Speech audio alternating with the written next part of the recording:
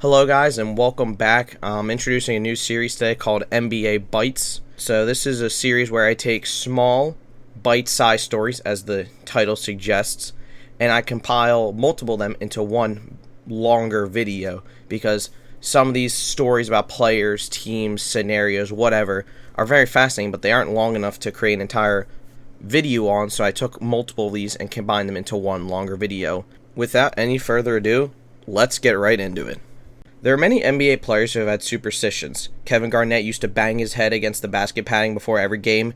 Jason Terry used to sleep in his opponent's shorts every night. And Caron Butler used to eat straws. Yes, that last example was real.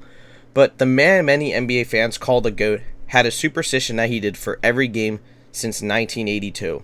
After hitting the game-winning shot in the 1982 NCAA championship, Michael Jordan thought he had some luck on his side. And that luck came from his shorts. So every game following that national championship, Michael Jordan would wear his UNC shorts underneath his Bull shorts.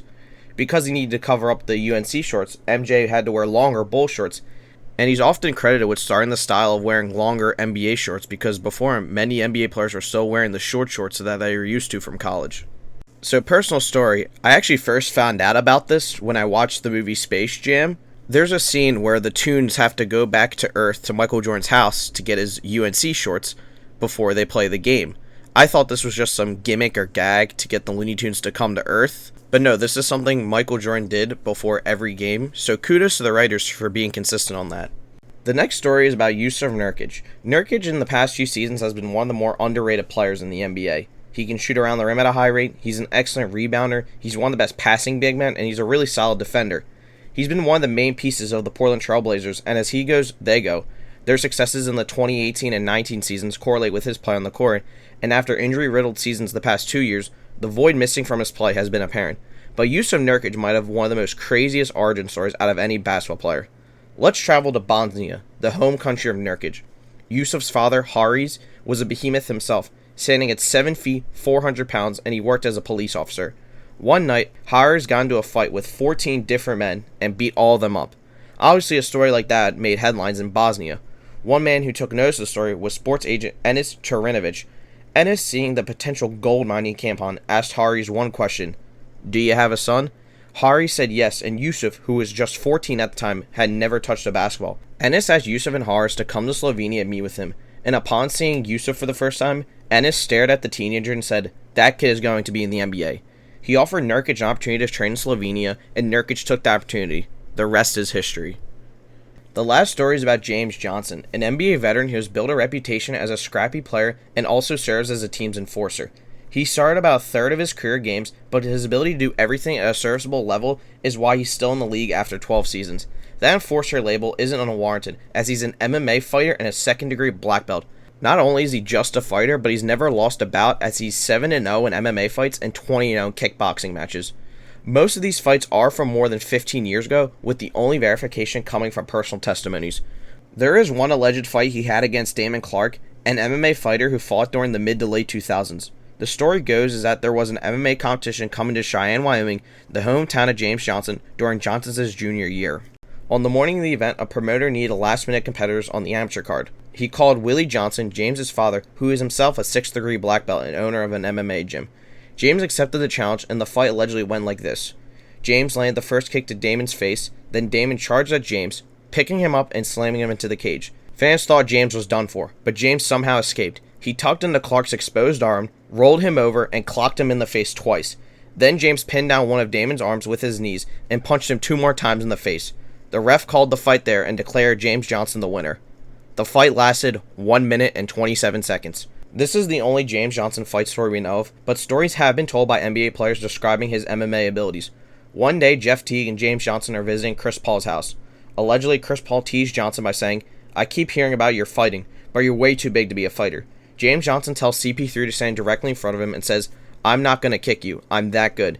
He then proceeds to do a roundhouse kick, barely missing Chris by mere inches, and CP3 concedes and believes Johnson. During the 2011 season, when James was on the Raptors, a usual occurrence happened one day at practice. Players are shooting around when a ball gets lodged in between the backboard and the rim. Now, that's not a problem when you have 7-footers who can knock the ball out of place, but former teammates Jared Bayless and Ed Davis wanted to make practice interesting. Hearing about his MMA stories, they asked James to knock down the ball with his feet. He accepted and proceeded to do a spinning back kick and hit the rim with his foot.